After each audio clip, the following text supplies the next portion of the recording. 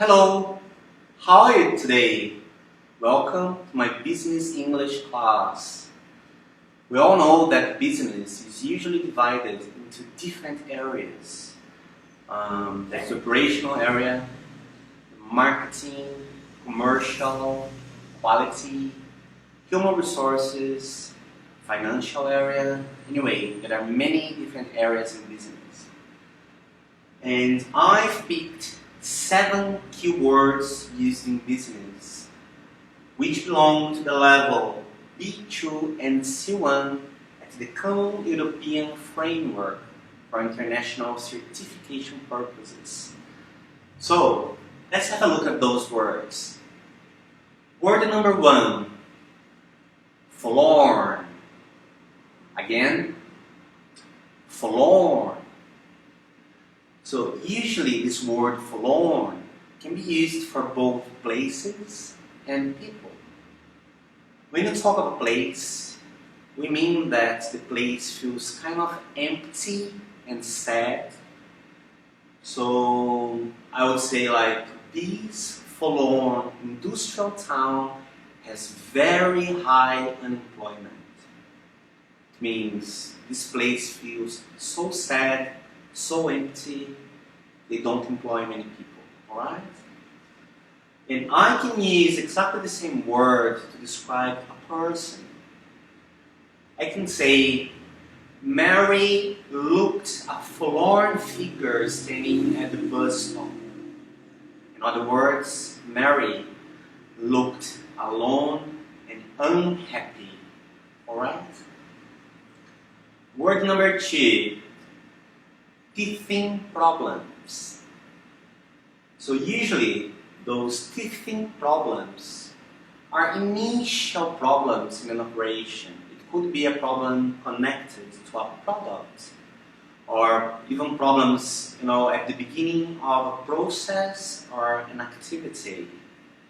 For example, I can tell you Bev's teething problems with a new operation system adversely affected the retailer's performance.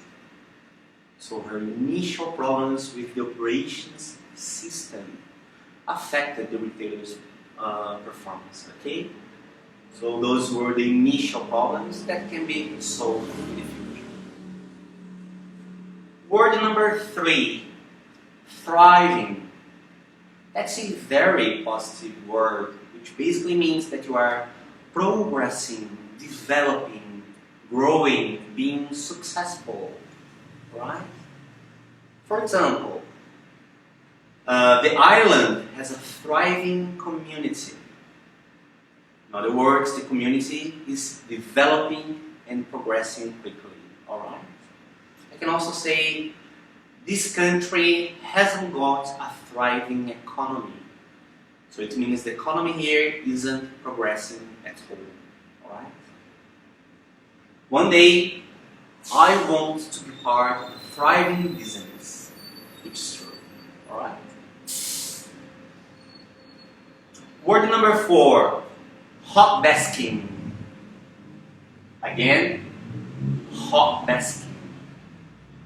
So, this term is used to say that a company can save space for its workers, so they do not need a large area of working anymore. Because this is a way of saving office space in which workers do not have their own desk. In other words, they can choose where to sit, but only if they really need to have a seat. Sometimes they don't even need to have a seat, alright? So I can tell you that hot desking allows a company to have significantly smaller premises, right? And there are many companies adopting this way of working currently. Now, we're going to move to our last 3 words of the day. The word appraisal, or as we use for people, performance appraisal, right? Basically, an appraisal is an act of examining someone or something in order to judge their qualities, to judge their successes or needs. For example, I can talk to an employee in the end of the year and judge his job quality, his job knowledge, his communication skills, perhaps his teamwork abilities, his work ethics, and all of those items would give me an idea of a future promotion. If this employee is ready to be promoted, for instance, or maybe the opposite, if the employee is ready to be fired, or if it's required an action plan in that case, okay? So that's a performance appraisal. In other words, it's a document in which the employee signs, his manager would sign, the human resources would sign, and even the exec would sign for it. Alright? Word number 6. That's a term very commonly used nowadays, which is a 360-degree analysis.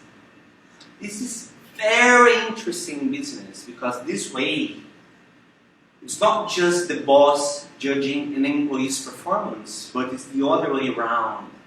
So it's a whole new way of conducting employee performance reviews. So, instead of letting each employee supervisor serve as the sole judge at review time, this new, rapidly growing human resources strategy takes more of a jury approach. They sets of peers, those who deal with employees on a daily basis or even hourly basis, and are asked to provide supervisors with their perspectives, So it's a really interesting way of judging, and it usually includes a coach.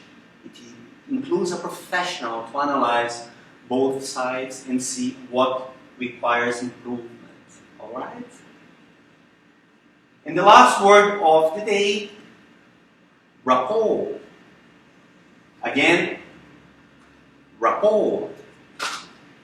Usually, that word means that you have a great understanding with somebody in the company. So you have a great symphony, great chemistry.